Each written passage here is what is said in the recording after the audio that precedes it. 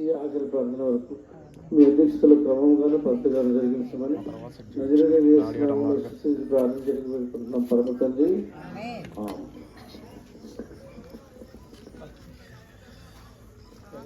Thank you pastor గారు.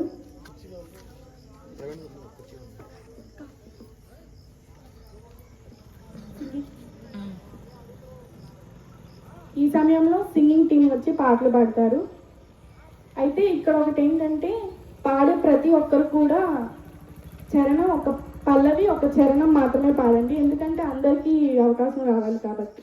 యేసు ప్రభువేగాక వసుధలో రక్షకుడే లేడు, వసుధలో రక్షకుడే లేడు. సర్వాత్రికమున సర్వజగమున సర్వాత్రికమున సర్వజగమున వెదకిన గాని వేసారినను వెదకిన గాని వేసారినను యేసు ప్రభువే గాక వసుధలో రక్షకుడే లేడు, వసుధలో రక్షకుడే లేడు. బైబిలు చూపెడు జీవా మార్గము, బైబిలు చూపెడు జీవా మార్గము. భూమిలోనే చట కనుగొనలేము, భూమిలోనే చట కనుగొనలేము. యేసు ప్రభువే గాక వసుధలో రక్షకుడే లేడు, వసుధలో రక్షకుడే లేడు. యేసుకు నేను నివాసము కాగా, యేసుకు నివాసము కాగా సుస్థిరమాయెను నా రక్షణ, సుస్థిరమాయెను నా రక్షణ. యేసు ప్రభువే గాక వసుధలో రక్షకుడే లేడు, వసుధలో రక్షకుడే లేడు.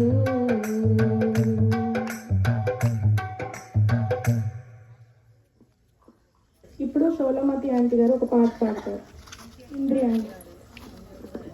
దేవుని నాకు స్తోత్రాలండి. మీ అందరికీ నా వందనాలు కూడా వచ్చిన మీ అందరికీ హ్యాపీ క్రిస్మస్ శుభాకాంక్షలు. మరి దేవుని స్తుతిస్తుండగా మనందరం చప్పట్లు కొట్టి దేవుని మహిమపరచుదాం. అందాల తారుదించే నాకై అంబర వీధిలో అవతారమూర్తి యేసయ్యకి అవని చాటుతూ ఆనంద సాంద్రము పొంగెనా అమర కాంతిలో. ఆది దేవుని చూడ ఆశింప మనసు పయనమైతిని. అందాల తార అరుదించే నాకై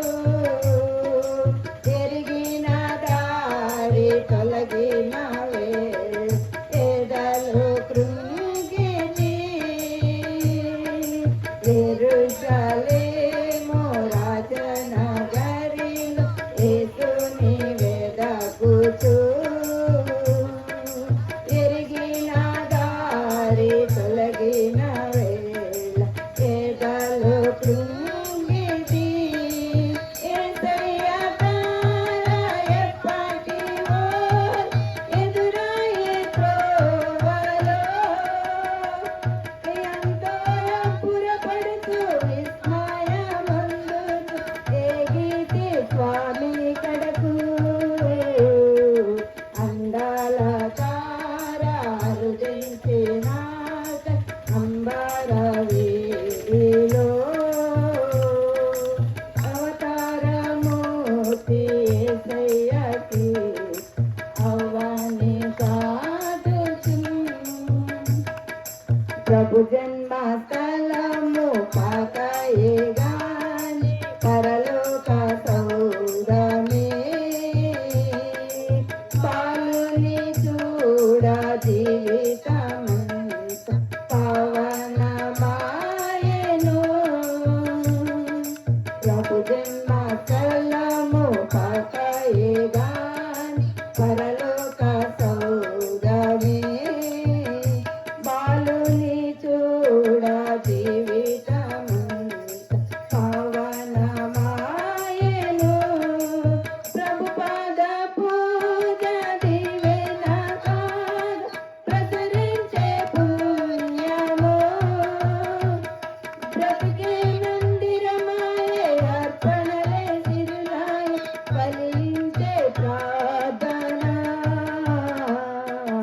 అందాల తారా అరుదించినాక అంబర వీధిలో అవతారమూర్తి యేసయ్యకి అవ్వని చాటుతు హల్లెలూయా. థ్యాంక్ యూ సిస్టర్ చలోమతి గారు మరియు సిస్టర్ ఇంద్రమ్మ గారు.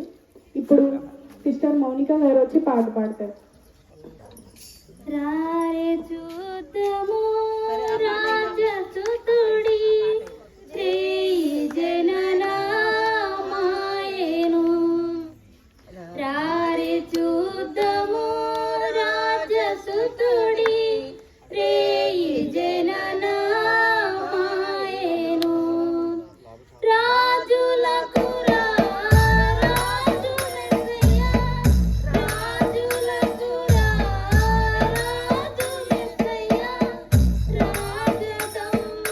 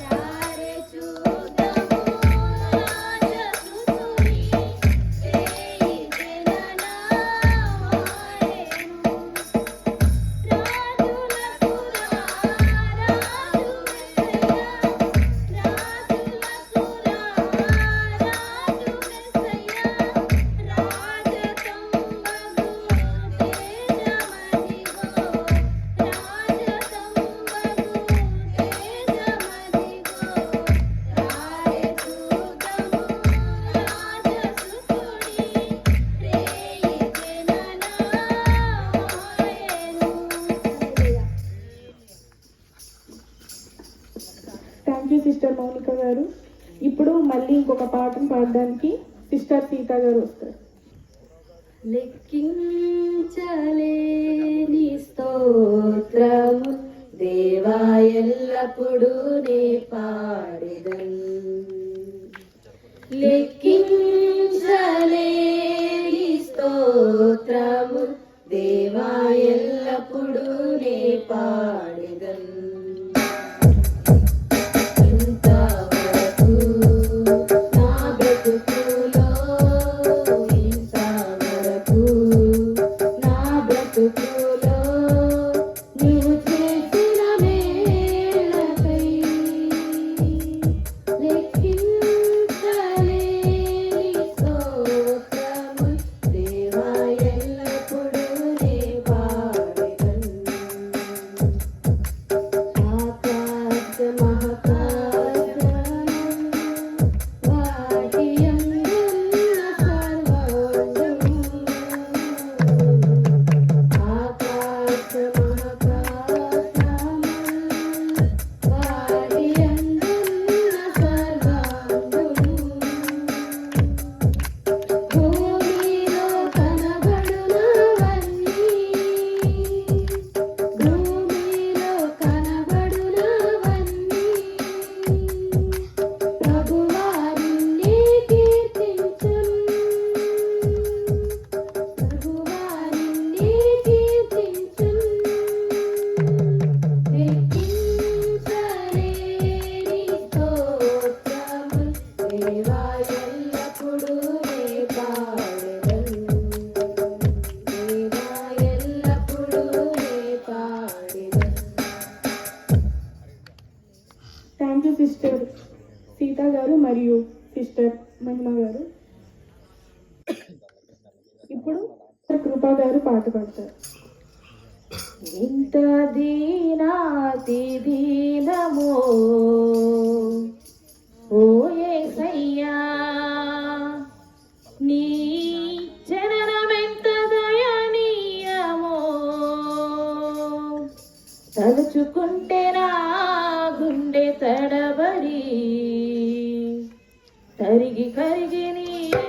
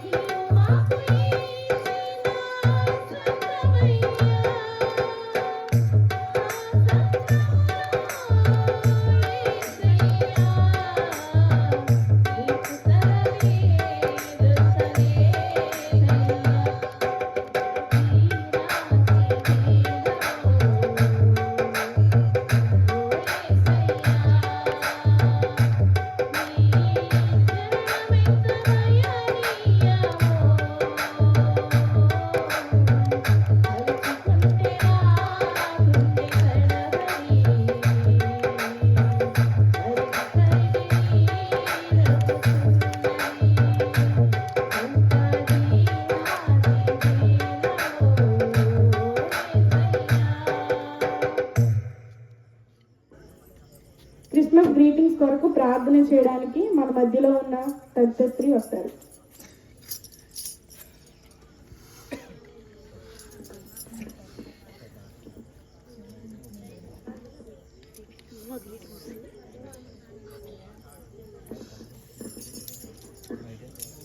మహాగణుడ పరిశుద్ధుడ జీవాధిపతి మీ శ్రేష్టమైన అమూల్యమైన పాదాలకు వందనాలు ఏసయ్యా.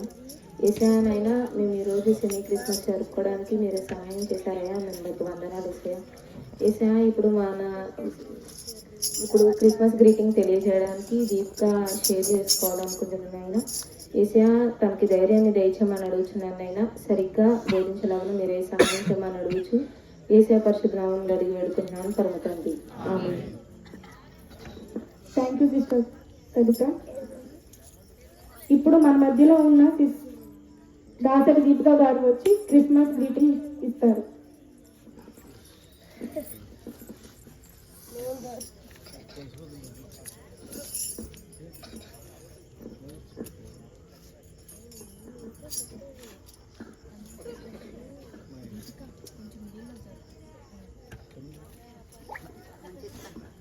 Hi everyone. Thank you for giving me this chance. మనందరం ఇక్కడ ఎందుకు కూడుకున్నాం?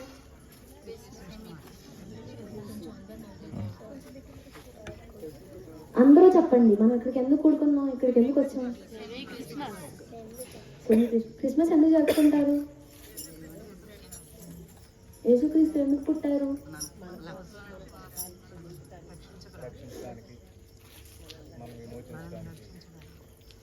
అంటే మనం రక్షించడానికి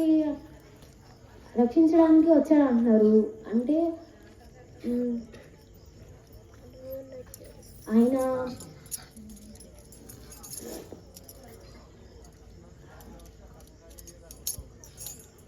రక్షించడానికి మాత్రమే వచ్చాడు ఆయన.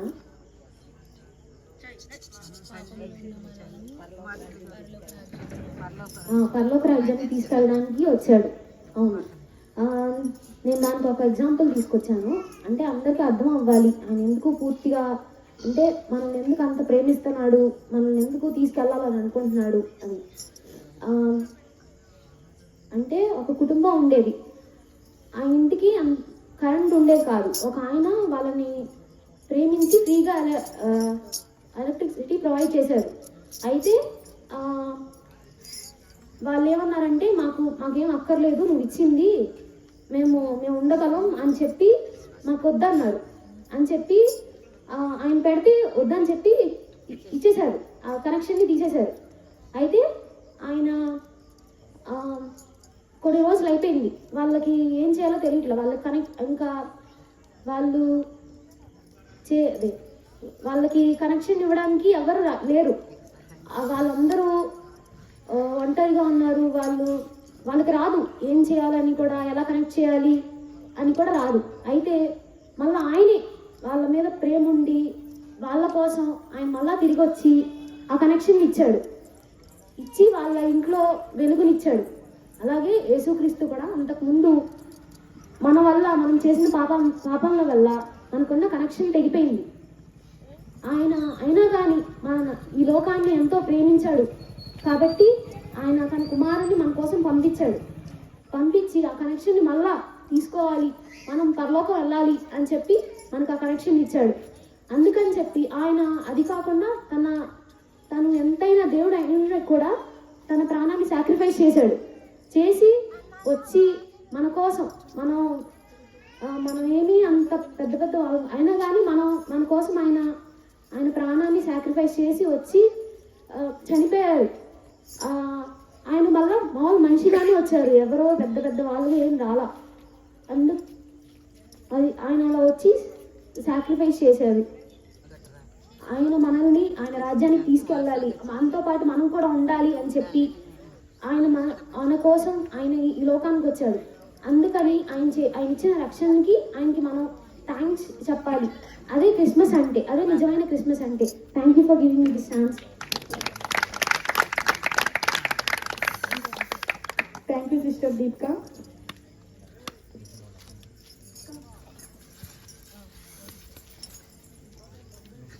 ఇప్పుడు చిన్నపిల్లలు వచ్చి యాక్షన్ సాంగ్స్ చేస్తారు. Somebody is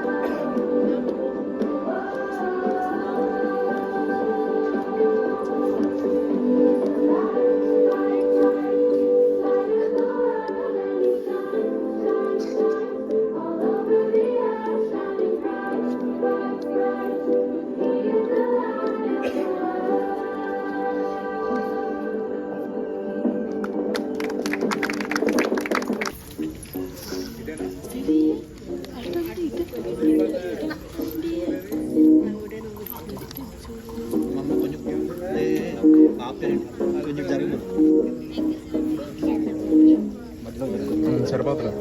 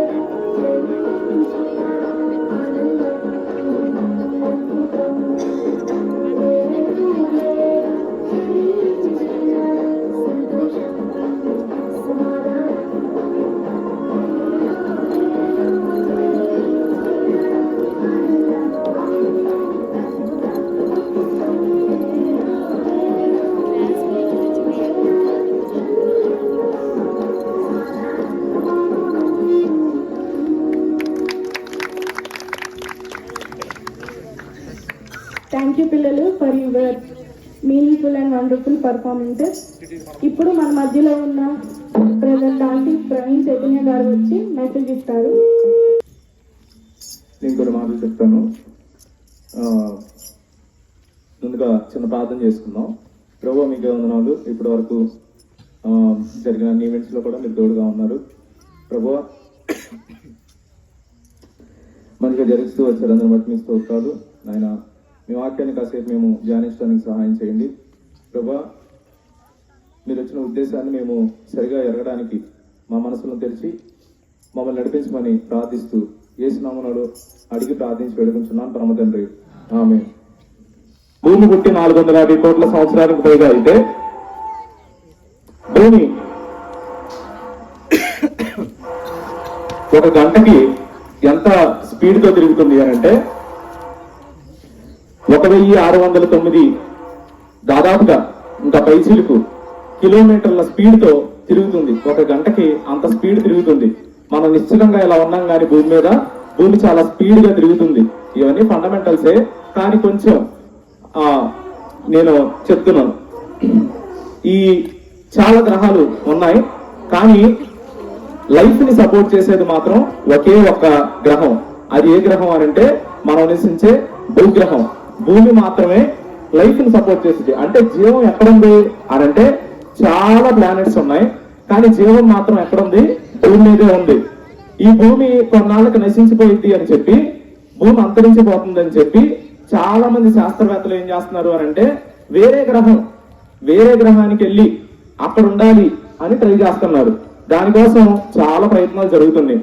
స్పేస్ ఎక్స్ అనే ఒక సంస్థ ద్వారా ఎలాన్ మస్క్ చేసే ప్రయత్నాలు మనకు తెలుసు. మార్స్ మీదకి వెళ్ళడానికి ఎన్నో ప్రయత్నాలు జరుగుతున్నాయి ప్రస్తుతానికి. అంటే వేరే గ్రహం మీదకి వెళ్ళి ఉండాలి అనేది ప్లాను. కానీ అక్కడికి ఎప్పుడు వెళ్తారో, అసలు వెళ్ళగలరో లేదో కూడా తెలియదు. భూమి మాత్రమే మనకి జీవం ఉండడానికి అనుకూలంగా ఉంది. భూమి మీద 70% నీళ్లే ఉన్నాయి. భూమి మీద 70% నీళ్లే ఉన్నాయి. కొంత భూభాగం, మిగతా భూభాగంలో కూడా కొంత భూభాగం మాత్రమే కొండలు, మంచు కొండలు, నదులు ఇవన్నీ ఆక్రమించేసుకోగా, ఎడారులు ఇవన్నీ ఆక్రమించేసుకోగా కొంత భూభాగం మాత్రమే మనకు ఉండడానికి అనుకూలంగా ఉంది. అందులో ఈ భూమి మీద ఎన్ని ఉన్నాయో తెలుసా? ఏంటివి? జీవరాశులు. 10 పక్కన 30 సున్నాలు పెడితే, 10 పక్కన 7 సున్నాలు ఉంటే కోటి, 8 సున్నాలు ఉంటే 10 కోట్లు, 9 సున్నాలు ఉంటే 100 కోట్లు. అలా 10 పక్కన ఎన్ని పెట్టాలి అని అంటే 30 సున్నాలు పెట్టాలి. 30 సున్నాలు పెడితే ఏ సంఖ్య వచ్చిందో తెలుసా? మైక్రోబ్స్, అంటే మైక్రో ఆర్గానిజమ్స్ ఆ సంఖ్య మాత్రమే. మనుషులు, పక్షులు, జంతువులు ఈ లెక్కన్ని కాకుండా ఈ భూమి మీద 1 పక్కన 30 సున్నాలు పెడితే ఈ భూమి మీద ఉండే మైక్రోబ్స్ యొక్క సంఖ్య వచ్చింది. అన్ని మైక్రోబ్స్ ఉన్నాయి. అంటే లక్షల కోట్లు అన్నా గానీ చాలదు. లక్షల కోట్ల ఏమున్నాయి? మైక్రోబ్స్ ఉన్నాయి. ఆ తర్వాత పురుగులు బిలియన్స్, అంటే ఇవి కూడా కొన్ని 100 కోట్ల పురుగులు ఉన్నాయి. ఆ తర్వాత 8.75 మిలియన్, అంటే ఇన్ని రకాల లక్షల స్పీసీస్, అంటే రకరకాల పురుగులు కావచ్చు, పక్షులు కావచ్చు, ఇవన్నీ జీవిస్తున్నాయి భూమి మీద. అర్థమవుతుందా? ఈ భూమి మీద జీవిస్తున్నాయి. దాదాపుగా 2,98,000 రకాల మొక్కలు ఉన్నాయి. 6,11,000 రకాల ఫంగై ఉంది. ఇంకా కనుక్కోలేని జీవరాశులు ఎన్నో ఈ భూమి మీద ఉన్నాయి. తర్వాత మనుషులు ఎంతమంది ఉన్నారు అని అంటే ఒక 800 కోట్ల పైచిలుకు మనుషులు ఉన్నారు. 800 కోట్ల పైచిలుకు. అంటే చూడండి, మనుషుల సంఖ్య అసలు చాలా చిన్నది. దేంతో పోల్చుకుంటే అంటే జీవరాశులతో పోల్చుకుంటే 1 పక్కన 10 సున్నాలు పెట్టాలి. దేనికోసం? 10 సున్నాలు, దాదాపుగా 10 సున్నాలు సరిపోతాయి మనుషుల కోసం. కానీ మిగతా అన్నిటిని కలపాలంటే దాదాపుగా ఒక 40-50 సున్నాలు పెట్టాలి. అంటే మనిషి చాలా చిన్నోడు. మనం అనుకున్నంత పెద్దోడేం కాదు మనిషి. ఈ భూమిలో 70% వాటర్ ఉంటే మిగతా 30%లో పనికొచ్చే ల్యాండ్ 2% మాత్రమే ఉంటే దాంట్లో 800 కోట్ల మంది ఉన్నారు, చాలా మంది ఉన్నారని మనం అనుకుంటున్నాం. కానీ మనిషి దేనికి పనికిరాడు. ఒక్కసారి అవన్నీ తలుచుకుంటే మనుషుల్ని ముంచేసి ఒక్క సెకండ్ లో మనల్ని తీసుకెళ్లిపోతాయి. అంత చిన్నోడు మనిషి, అంత చిన్నోడు.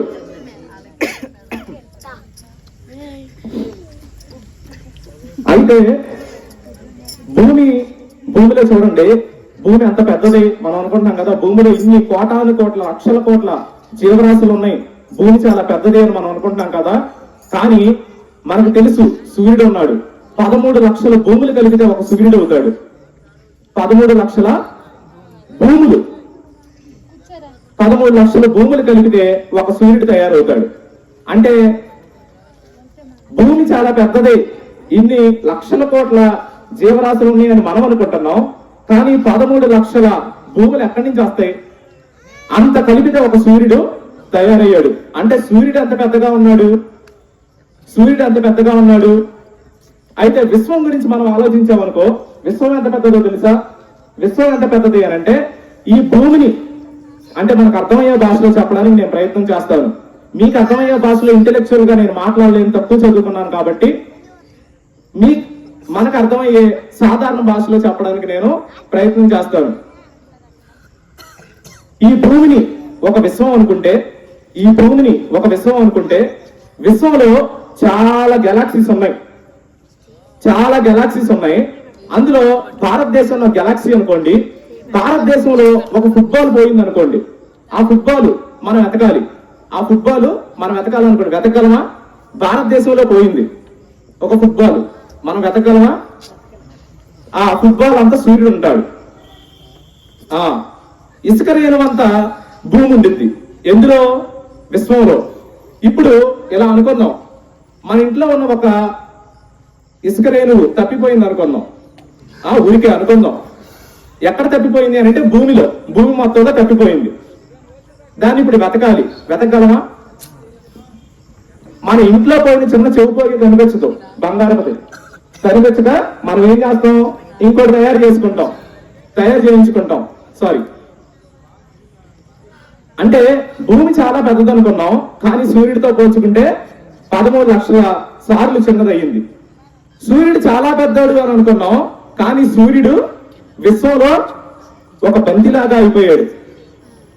భూమి ఎంత చిన్నదైపోయింది అని అంటే, విశ్వంతో పోల్చితే చిన్న ఇసుకరేణు అంతా అయిపోయింది. చిన్న ఇసుకరేణు అంతా అంటే మన గోరంతా కూడా ఉండదు విశ్వంతో పోల్చుకుంటే. ఈ విశ్వాన్ని మరి ఎవరు చేశారు? ఈ విశ్వాన్ని ఎవరు చేశారు? దేవుడు అని ఆయన కాసేపు పక్కన పెడదాం. దేవుడే చేశాడు, లేకపోతే యేసు ప్రభు చేశాడు, లేకపోతే మీ యేసు ప్రభు ఏంట్రా మా దేవుడు చేశాడు, ఇవన్నీ కాసేపు పక్కన పెడదాం. ఎవరో ఒక శక్తి మాత్రం ఉండాలి కదా, లేకపోతే ఈ విశ్వం తయారైద్దా? లేకపోతే అసలు ఈ విశ్వాన్ని ఎలా నడిపిస్తున్నారు? అసలు ఈ విశ్వాన్ని ఇప్పుడు భూమి ఉంది, భూమి 1600 కిలోమీటర్ల దాదాపు వేగంతో తిరుగుతుంది ఒక గంటకు వచ్చి. ఎలా తిరుగుతుంది అది? ఒక సైంటిస్ట్ అలా చెప్పాడంట ఒక అన్నకి. భూమి తాను తిరిగే కక్షలో నుంచి మిల్లీ అంటే చాలా తక్కువ, మిల్లీ అంటే చాలా తక్కువ, కొంచెం స్లైట్ యాంగిల్ తేడా వచ్చింది అనుకో, స్లైట్ యాంగిల్ తేడా వస్తే మొత్తం మాడిపోయిందంట సూర్యుడు వైపు తిరిగితే. ఇంకొంచెం తేడా వచ్చి సూర్యుడి నుంచి ఇంకొంచెం దాని యాక్సిస్ లో నుంచి, దాని కక్షలో నుంచి కొంచెం తిరిగితే మొత్తం గడ్డగట్టుకుపోయిద్దంట, మంచులాగా అనమాట. అయితే గడ్డగట్టుకుపోయింది, లేకపోతేనేమో మాడిపోయింది, మొత్తం దహించుకుపోయింది. మరి కొన్ని భూమి వయసు అంతని మనం చెప్పుకున్నాం, దాదాపుగా 400 కోట్ల సంవత్సరాలు మనం చెప్పుకుందాం, 450 కోట్ల సంవత్సరాలు. 450 కోట్ల సంవత్సరాల నుంచి కూడా భూమి తన కక్ష తప్పకుండా తిరుగుతుంది. ఎలాంటి కక్ష తప్పట్లేదు? ఎలాంటి కక్ష తప్పట్లేదు అని అంటే మిల్లీమీటర్లో కూడా దానికి తేడా రాకుండా తిరుగుతుంది. మరి దాన్ని ఎవరు తిప్పుతున్నారు? దాన్ని ఎవరు తిప్పుతున్నారు? ఇంతకీ భూమి ఎంత ఉంది విశ్వంతో పోల్చుకుంటే? విశ్వంతో పోల్చుకున్నప్పుడు ఈ భూమిలో ఒక ఇసుకరేణి ఎంత ఉందో ఈ విశ్వంలో భూమి కూడా అంతే ఉంది. ఈ భూమికే ఇంత పర్ఫెక్ట్ గా తిరుగుతుంది అని అంటే అసలు విశ్వం మొత్తాన్ని ఎవరు కంట్రోల్ చేసేది? ఒక పవర్ ఉండాలి, ఖచ్చితంగా ఉండాలి. కొంతమంది ఏమంటారంటే ఏమీ లేదు, ఏ పవరు లేదు, ఏమీ లేదు. ఆ పవర్ మనకు కనిపించిందా? లేదు, ఏదో అలా తిరుగుతుంది. వీళ్ళ నాస్తికులు అని అంటారు. వీళ్ళేంటి అని అంటే ఏది ఉందని నమ్మరు, దాని అంతటా అదే జరిగిపోతుంది. అంటే ఇప్పుడు నేను ఇలా చెప్పాను అనుకో, కొన్ని కోట్ల సంవత్సరాల క్రితం ఒక చిన్న చిన్న బల్ల కోట్ల సంవత్సరాల తర్వాత ఒక ఫోన్ గా మారిపోయింది అని అంట. అప్పుడు మీరు నన్ను ఏమంటారు? పిచ్చోడు అంటారంట. నన్ను పిచ్చోడు అంటారా? నన్ను అనుకున్న వాళ్ళని అన్న వాళ్ళు కూడా పిచ్చోడు అంటారంట. ఎందుకంటారు పిచ్చోడని? అలా అయ్యిందని. బల్లేంటి ఫోన్ ఏంటి అంట. మళ్ళీ బల్లేంటి ఫోన్ ఏంటి? ఒక ఆయన చెప్పాడు, కోటాను కోట్ల సంవత్సరాలకు ముందు మనం అందరం కోతి ద్వారా ఎవల్యూషన్ అవుతూ వచ్చి మనిషిగా పుట్టేశారు అని ఒక ఆయన అన్నాడు. కొంతమంది ఏం చేశారు అని అంటే వాళ్ళకి అనుకున్నది, అంటే కొంతమంది ఏంటి అని అంటే మన తల్లిదండ్రుల పారంపర్యాచారాల ప్రకారం కొన్ని మనం నేర్చుకుంటాం. వీళ్ళ వల్ల భూమి క్రియేట్ అయ్యింది, వీళ్ళ వల్ల విశ్వం నడిపించబడుతూ ఉంది అని మనం తెలుసుకుంటాం. ఇక దాంట్లో నుంచి మనం బయటికి రాలేం. ఇక అదే నమ్మాలి కాబోలు. ఇక దాని నుంచి మనం బయటికి రాకూడదు. మనం నమ్మకాల్ని పక్కన పెడితే గనక మనం మన పితరులను మోసం చేసినట్టే అని కొంతమంది ఫీల్ అవుతా ఉంటారు. ఇలా రకరకాలుగా, అంటే విశ్వాన్ని గురించి ఒక్కో వ్యక్తి ఒక్కోలాగా ఆలోచించాడు. సైన్స్ ఏం చెప్పింది అని అంటే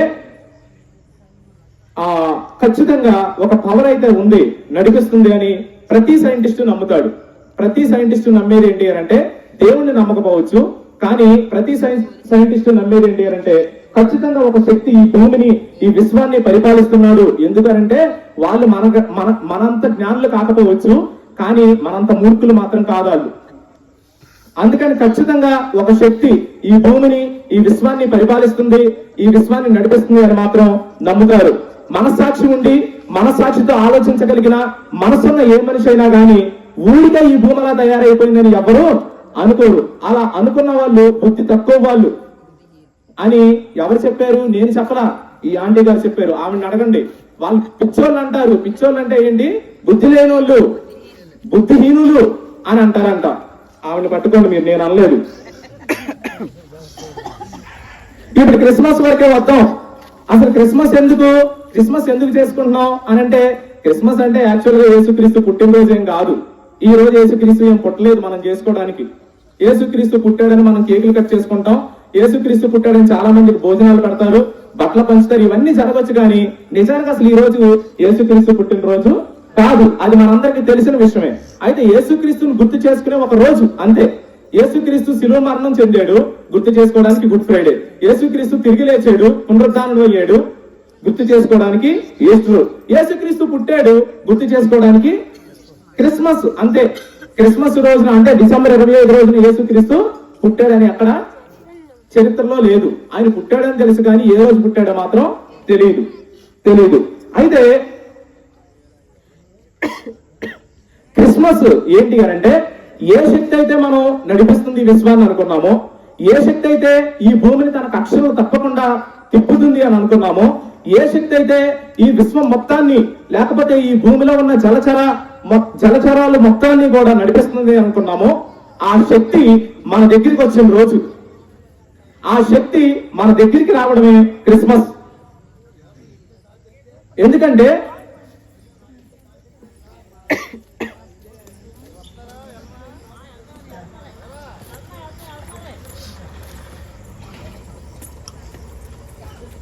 ఎందుకు అనంటే ప్రపంచం చాలా ముందుకెళ్ళిపోతుంది, చాలా డెవలప్ అయిపోతుంది అని మనం అనుకుంటున్నాం కదా. అయితే మనిషి ఎంత దూరం వెళ్ళగలిగాడు అనంటే, భూమి దాటి కొంత దూరం వేరే గ్రహం మీద కూడా వెళ్ళలేకపోయాడు మనిషి. భూమి దాటి ఎంత దూరం వెళ్ళాడు మనిషి అనంటే, ఆ భూమి మీద కాలు పెట్టడానికే కొన్నేళ్ల క్రితం పెట్టాడు. ఆ పైకి వెళ్ళి ఆ తర్వాత చంద్రుడి మీదకి వెళ్ళాడు. అంతే తప్ప వేరే గ్రహానికి మాత్రం వెళ్ళలేకపోయాడు. అంటే నేను ఇంతకు ముందు చెప్పినట్టుగా భూమిని ఒక ఇసుకరేణు అని చెప్పాను. నేను భూమిని ఒక ఇసుకరేణు అని చెప్పాను, అవునా? దేంట్లో? విశ్వంలో భూమి ఒక ఇసుకరేణు అంటే ఒక ఇసుకరేణువు మీద నుంచి ఇంకో ఇసుకరేణువు మీదకి దాటలేకపోయాడు మనిషికున్న జ్ఞానం ఎంత అని అంటే అంతే. అంటే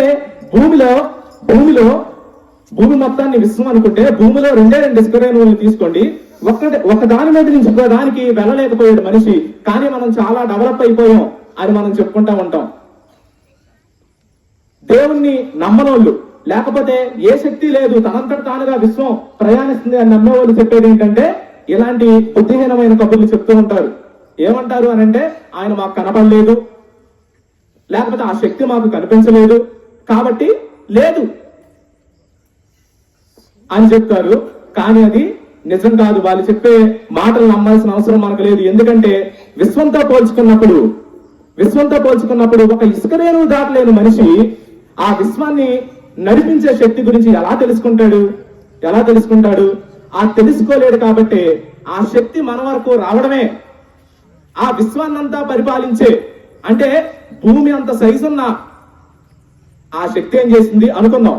భూమి మొత్తం విశ్వం అనుకుంటే ఆ విశ్వం మొత్తాన్ని శాసించే ఆ శక్తి ఏం చేసింది అని అంటే ఒక ఇసుకరేణువు లాగా మారి మన దగ్గరకు వచ్చింది. ఆ శక్తి ఇసుకరేణువు లాగా మారి ఇంత చిన్నగా శరీరాన్ని ధరించి మన మధ్యలోకి వచ్చాడు. అదే క్రిస్మస్. ఎందుకు వచ్చాడు అని అంటే ఇన్ని కోట్ల సంవత్సరాల తర్వాత, 450 కోట్ల సంవత్సరాల తర్వాత మనిషికి అందిన జ్ఞానం ఎంత అనంటే ఒక ఇసుకరేణువు గురించి పూర్తిగా తెలుసుకోలేనంత. నేను ఇంతకు ముందు స్టార్టింగ్ లో చెప్పాను, ఇంకా చాలా జలచరాల గురించి మనిషికి తెలియదు. మరి ఇంకా వాటి గురించి ఎప్పుడు తెలుసుకుంటాడు? ఈ భూమిని దాటి వేరే గ్రహం మీదకి ఎప్పుడు వెళ్తాడు? ఈ సౌర కుటుంబం దాటి గెలాక్సీలోకి వేరే గెలాక్సీలోకి ఎప్పుడు వెళ్తాడు?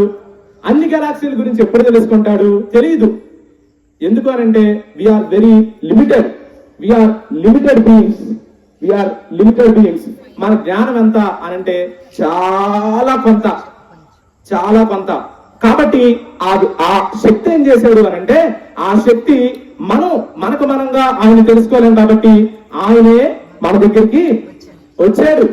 ఎందుకు అనంటే తనను తాను తెలియపరచుకోవడానికి. ఈ క్రిస్మస్ ఏంటి అనంటే ఆ శక్తే ఒక వ్యక్తిగా, ఈ విశ్వాన్ని మొత్తం పరిపాలించే శక్తే ఒక వ్యక్తిగా మారి మన మధ్యలోకి రావడమే క్రిస్మస్. అయితే ఆ శక్తి ఈ సృష్టిని చేసినప్పుడు ఈ సృష్టికి దూరంగా ఎందుకు ఉండాలి? ఈ సృష్టికి దగ్గరగానే ఉండొచ్చు కదా. ఆ వ్యక్తిగా మారి మన దాకా రావాల్సిన అవసరం ఏముంది? ముందు నుంచి మనతో ఉంటే సరిపోయేది కదా. మళ్ళీ పనిమాల ఈయన పని కట్టుకుని ఒక 2020 సంవత్సరాల క్రితం ఒక వ్యక్తిలాగా మారి మన దగ్గరికి వచ్చి ఏంటి ప్రాసెస్ అంతా, ఎందుకు రావాల్సి వచ్చింది, ఏం జరిగింది అనేది మనం కొంత ఆలోచిద్దాం. ఎందుకు ఇలా జరిగింది అని. ఆ శక్తి ఏం చేశాడు అనంటే ఆ విశ్వంలో ఉన్న శక్తి తనతో సహవాసం చేసే ఒక మనిషిని చాలా భూమంతా సృష్టించిన తర్వాత, భూమిలో జలచరాలన్నీ అయిపోయిన తర్వాత, భూమికి ఒక సూర్యుడిని చంద్రుణ్ణి మొత్తం సృష్టి అంతా అయిన తర్వాత ఆ సృష్టిని ఏలడానికి ఒక మనిషిని తయారు చేశాడు. ఆ మనిషిని తనతో సహవాసం చేయడానికి ఎన్నుకున్నాడు. అయితే ఆ మనిషి ఏం చేశాడు అనంటే ఆ శక్తి కన్నా మించి ఎదిగిపోవాలనుకున్నాడు. ఎదగలడా? భూమి ఇసుకరేణు అంటున్నప్పుడు భూమిలో మనం ఎంత ఉంటాం? మన స్థాయి ఎంత? మనం ఆ శక్తిని దాటి వెళ్ళగలమా? వెళ్ళలేము. కానీ వెళ్ళాలనుకున్నాడు. కాబట్టి ఆ శక్తి మన నుంచి దూరం అయిపోయి మనల్ని ఒంటరిగా వదిలేసాడు. ఆ ఒంటరిగా వదిలేసినప్పుడు మన భూమి అస్తవ్యస్తమైపోయింది. చేయకూడని పనులు చేయడానికి మనమే తిప్పుకున్నాం. చేయరాని పనులు చేయడానికి మనమే తిప్పుకున్నాం. మనకి చట్టం పోయింది, మనకి న్యాయం తప్పాం, మనం లంచగొండలం అయిపోయాం, హత్యలు మొదలు పెట్టాం, అత్యాచారాలు చేయడం మొదలు పెట్టాం, తాగుబోతుతనంతో ఫ్యామిలీస్ ని నాశనం చేయడం మొదలు పెట్టాం. మన ఇష్టం వచ్చినట్టుగా చెడిపోయాం మనం. ఎందుకు అనంటే ఆ శక్తి నడిపించాలి, కానీ మనమే నడక నేర్చుకోవడం మొదలు పెట్టాం. మంచి చెడు ఏంటో చెప్పాల్సిన శక్తిని మనం విడిచిపెట్టేసి మన సొంతగా మంచి చెడుని క్రియేట్ చేసుకోవడం మనం మొదలు పెట్టాం. కాబట్టి ఆ శక్తి మన దగ్గరికి వచ్చి మనం ఎలా బ్రతకాలో నేర్పించడానికి పట్టం కట్టుకున్నాడు. ఎందుకు రావాల్సి వచ్చింది అని అంటే మనం వదిలిపెట్టాం కాబట్టి. ఆయన మనల్ని వదిలిపెట్టలేదు. ఆ శక్తి మనల్ని వదిలిపెట్టలేదు. ఆ శక్తి మనల్ని ఎందుకు తయారు చేసింది, మనిషిని ఎందుకు తయారు చేసింది అని అంటే ఒక ఉద్దేశంతో తయారు చేసింది. ఎందుకు తయారు చేశాడు అని అంటే మనం పనికి రావాలని తయారు చేశాడు, ఆయనకు పనికి రావాలని తయారు చేశాడు. కానీ మనకి పనికి వచ్చేలాగా మనం అనుకుంటున్నాం మనం పనికి వస్తున్నామని, కానీ మనకి పనికి రావట్లేదు, మన కుటుంబానికి పనికి రాకుండా తయారయ్యాం. కాబట్టి ఆయన ఏం చేశాడు అని అంటే ఆయనే వచ్చాడు. దేనికోసం వచ్చాడు? మనతో సంబంధం కలిగి ఉండడానికి వచ్చాడు. ఆ కోల్పోయిన సంబంధాన్ని మళ్ళీ తిరిగి రీకన్సైల్ చేయడానికి, రీలీజియన్ చేయడానికి, రెస్టోర్ చేయడానికి ఆయనే వచ్చాడు. ఈ భూమి మీదకి వచ్చి రీకన్సైల్ చేయడం మొదలు పెట్టాడు. ఎలా మొదలు పెట్టాడు? మనం ఎప్పుడైతే సంబంధం కోల్పోయామో, ఎప్పుడైతే ఆ శక్తిని వదిలేసామో, అప్పుడు మనకు వచ్చిన శిక్ష ఏంటో తెలుసా? మనకు వచ్చిన శిక్ష ఏంటి అని అంటే ఆయనతో ఇంకా ఎప్పటికీ కలవకూడదు. అది శిక్ష. ఎడబాటును మనం కోరి తెచ్చుకున్నాం. మరి ఎప్పటికీ ఆ ఎడబాటును కలుగుంటే, ఎప్పటికీ ఆ శక్తితో మనం మిళితం కాకుండా అలా ఉండిపోతే ఎంతో అస్తవ్యస్తంగా మనం ఉన్న ప్రదేశం ఉండిద్ది. కాబట్టి ఆయన ఏం చేశాడు అని అంటే రీకన్సైల్ చేయడం మొదలు పెట్టాడు, మనల్ని రెస్టోర్ చేయడం మొదలు పెట్టాడు. తిరిగి మనల్ని కలపడానికి ఆయన ఒక మహత్తరమైన ప్రణాళిక రచించాడు. అదే ఈ క్రిస్మస్. ఆ మహత్తరమైన ప్రణాళికలో భాగంగానే ఆ శక్తి ఒక వ్యక్తిలాగా మన దగ్గరికి రావాల్సి వచ్చింది. ఆయన ఒక వ్యక్తి మాత్రమే కాదు, ఆయన సర్వ సృష్టికర్త, ఆయన సర్వ సృష్టిని నడిపించే ఆది సంభూతుడు, ఆయనే ఈ సృష్టిని సృష్టించాడు, ఆయనే ఈ సృష్టిని నిర్వహిస్తున్నాడు, ఆయనే ఈ సృష్టికి అన్ని ఆయనే. కాబట్టి ఆయన మనతో కలవగలిగాడు. మనం ఎలా మారాలో ఆయనకు బాగా తెలుసు. కాబట్టి ఆయన ఏం చేశాడు అని అంటే మనల్ని తిరిగి ఆయన దగ్గరికి తీసుకెళ్లబోతున్నాడు. దాన్ని ఏమన్నారు అని అంటే రక్షణ అని అన్నాడు. ఆయన వచ్చి మనతో కలిసి నివసించబోతున్నాడు. మొట్టమొదటిగా చేసినప్పుడు ఆయన మనతో కలిసి నివసించాడు, కానీ మనమే ఆయన వద్దనుకున్నాం. కానీ ఇప్పుడు మళ్ళీ వచ్చి మనతో కలిసి నివసించాలనుకుంటున్నాడు. ఇప్పుడు కూడా వద్దంటే వెళ్ళిపోతాడు, పర్లేదు. అయితే ఒకసారి ఇంకో పని చేయబోతున్నాడు. ఏ పని చేయబోతున్నాడు అని అంటే పూర్తిగా ఆయనతో ఉండని వాళ్ళందరినీ ఒక చోట వేయబోతున్నాడు. పూర్తిగా ఆ వాళ్ళని ఒక చోటేసి ఆయనకి శిరస వహించే వాళ్ళని, ఆయన ఆజ్ఞలకు లోబడే వాళ్ళందరినీ ఇంకో చోట పెట్టబోతున్నాడు. ఏ ప్రదేశంలో అయితే ఆయన ఉండడో, ఏ ప్రదేశంలో అయితే ఆ శక్తితో మనం కలిసి ఉండమో ఆ ప్రదేశం నరకం. ఆ ప్రదేశం మనకు శాంతినివ్వని, సమాధానం ఇవ్వని ఒక దుర్భరమైన ప్రదేశం. అలాంటి ప్రదేశంలోకి వెళ్ళకూడదని చెప్పి ఆయనే మనతో సహవాసం చేయడానికి మళ్ళీ తిరిగి వచ్చాడు. మళ్ళీ సహవాసం చేయడానికి నిజంగా తిరిగి రాబోతున్నాడు. అయితే ఇదంతా నేను నమ్మొచ్చా? ఏదో చెప్పేసో ప్రతి ఒక్కరు వాళ్ళ దేవుడి గురించి అలాగే చెప్పుకుంటారు. నువ్వు కూడా ఈ శక్తిని నమ్ము, ఆ శక్తిని నమ్మని చెప్పావు. Why I have to choose Christ? నేను ఎందుకు క్రీస్తుని నమ్మొచ్చు? ఇంటెలిజెంట్ జాక్ అని చిన్నపిల్లుడే ఇంటెలిజెంట్ జాక్ అంటారు. అతన్ని రామ్ గోపాల్ వర్మ, మనకు బాగా తెలుసు. రామ్ గోపాల్ వర్మ తెలుసుగా, సినీ డైరెక్టర్. రామ్ గోపాల్ వర్మ ఇంటర్వ్యూ చేశాడు. ఇంటర్వ్యూ చేసినప్పుడు నువ్వెందుకు క్రిస్టియన్వి అవుతున్నావు, లేకపోతే నువ్వు ఎందుకు క్రీస్తుని నమ్ముతున్నావు అని అడిగాడు. చాలా మంది దేవుళ్ళు అన్నారు కదా అని అంటే చిన్నపిల్లోడే అతను చెప్పిన ఆన్సర్ నాకు చాలా నచ్చింది. ఏది నిజం అనేది మనకు తెలియదు. We don't know what is truth but we know what is believable. అంటే నమ్మకాలకి దగ్గరగా ఉన్నది ఏదో మనం తెలుసుకోగలం. నమ్మడానికి దగ్గరగా ఏది ఉంది అనేది నిర్ణయించుకునే స్థాయి మనకి దేవుడు ఇచ్చాడు. ఆ ఇంటెలిజెన్స్ మీకు లేదని నేనైతే అనుకోవట్లేదు. కాబట్టి నమ్మకాలకి ఏది దగ్గరగా ఉందో మనమే ఆలోచించాలి. దానికోసం మీకు కొన్ని ఎవిడెన్సెస్ పెడతాను మీ ముందు. ఓకే, మొట్టమొదటిగా శాస్త్రవేత్తలు నమ్మారు ఎవరిని? క్రీస్తుని. సైన్స్ ఈ ప్రపంచాన్ని మార్చుతుంది, టెక్నాలజీ ఈ ప్రపంచాన్ని మార్చుతుంది అని మనం నమ్ముతున్నాం. సైన్స్ తో ఈ ప్రపంచం దూసుకెళ్లిపోతున్న ముందుకి అని మనం నమ్ముతున్నాం. అయితే ఆ సైన్స్ కి ఫౌండింగ్ ఫాదర్స్ లో 90% మంది క్రీస్తుని నమ్మారు. ఫర్ ఎగ్జాంపుల్ మన టెక్స్ట్ బుక్ లో కనిపించే కొంతమంది శాస్త్రవేత్తల పేర్లు నేను చదువుతాను. సర్ ఐజాక్ న్యూటన్, ఈయన మనందరికి బాగా తెలిసిన వ్యక్తి. యాపిల్ పండు అనగానే ఆయన గుర్తొస్తాడు. యాపిల్ కాయ కింద పడినప్పుడు ఆయన ఏం ఆలోచించాడు? ఇది కిందకెందుకు పడింది, పైకెందుకు వెళ్ళలేదు? దీని మీద ఎన్నో మీమ్స్ ఉన్నాయి, జోక్స్ ఉన్నాయి, మనందరికి బాగా తెలుసు.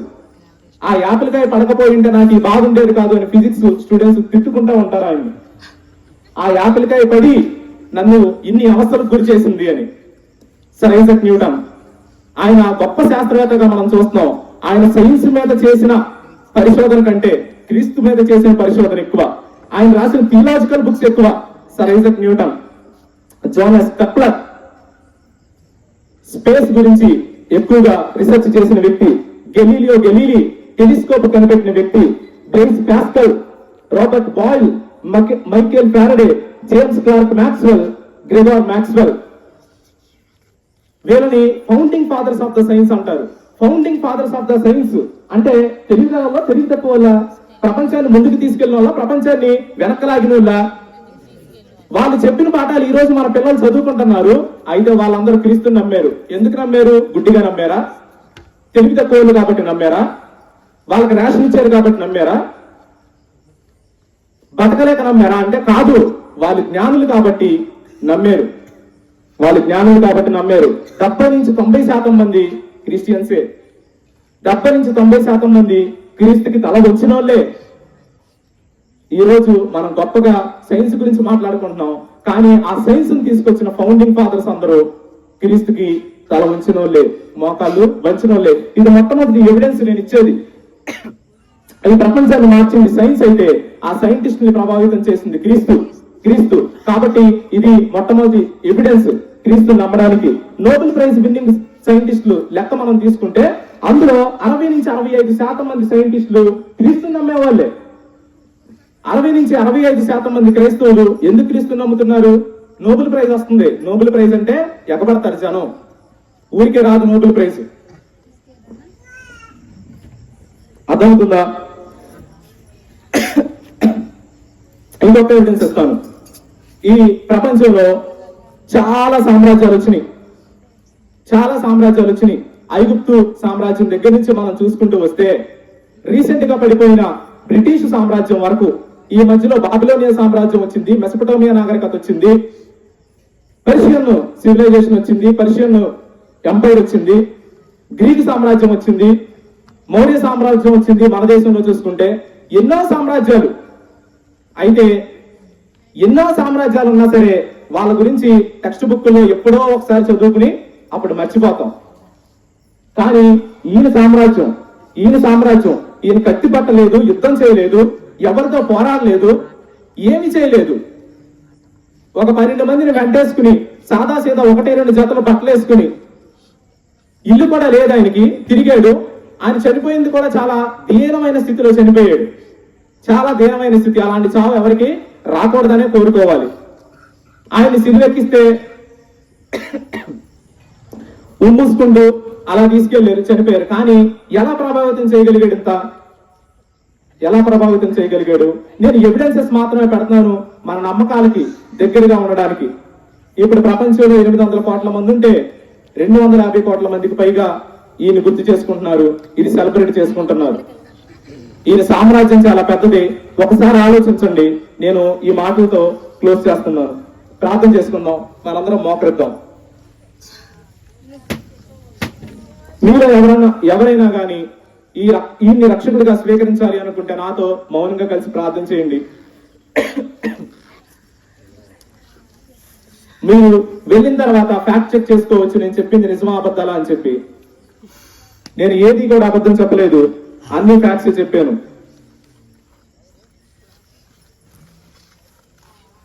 మీ ముందు ఎవిడెన్సెస్ పెట్టాను. ఈ ప్రపంచాన్ని మార్చింది సైన్స్ అయితే అందులో 90% మందిగా ఫౌండింగ్ ఫాదర్స్ గా ఉన్న 90% మందికి పైగా క్రీస్తుని నమ్మిన వాళ్ళే ఉన్నారు. ఒక ఆయన ఇలా అన్నాడు, ఏమన్నాడంటే, పెద్దవాళ్ళు చెప్పే ప్రతి మాట వినొద్దు, ఎందుకంటే చాలా మంది పెద్దవాళ్ళు కూడా మూర్ఖులు అవుతారు, చాలా మంది మూర్ఖులు కూడా పెద్దవాళ్ళు అవుతారు అని అన్నాడు. మళ్ళీ చెప్తాను, పెద్దవాళ్ళు చెప్పే ప్రతి మాట వినొద్దు. ఎందుకు వినొద్దంటే మూర్ఖులు కూడా చాలా మంది పెద్దవాళ్ళు అవుతారు. కాబట్టి మూర్ఖంగా ఆలోచించొద్దు, బుద్ధిహీనంగా ఆలోచించొద్దు. మన మనసుని ఒక్కసారి ఏకీకృతం చేద్దాం, ఆలోచిద్దాం.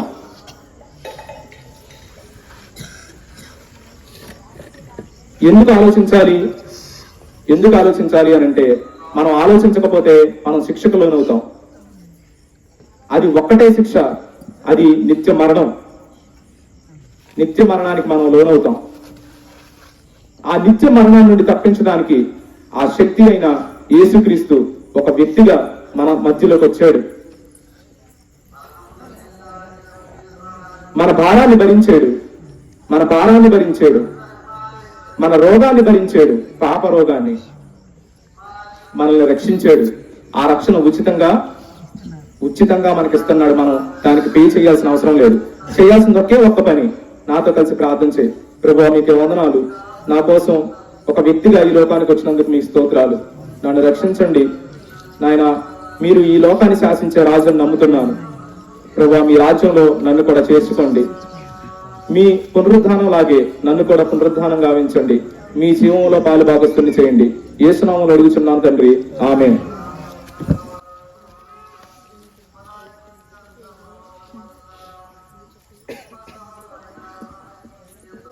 Thank you brother. మీరు చెప్పిన వాక్యంలో మేము ఎన్నో కొత్త విషయాలు తెలుసుకున్నాము. ఇప్పుడు పాస్టర్ గారు వచ్చి ఆఖరి ప్రార్థనతో ముగించుకుందాం.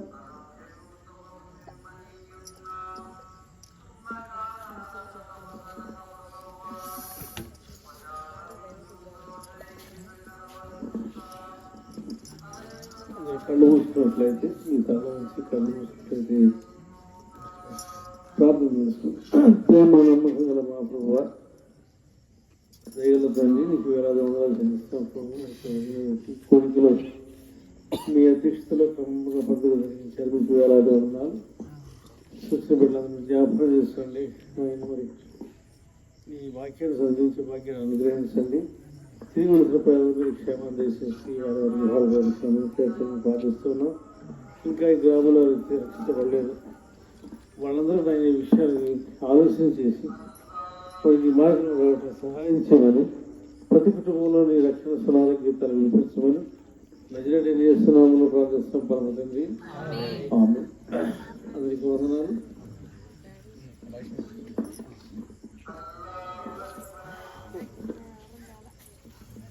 థ్యాంక్ యూ అందరికీ. ఇంత చెల్లో కూడా చాలా ఓపికగా విన్నందుకు. దయచేసి ఎవరో వెళ్ళకండి, మీకోసం స్నాక్స్ మేము సిద్ధం చేశాము. అండ్ అందరికీ హ్యాపీ క్రిస్మస్.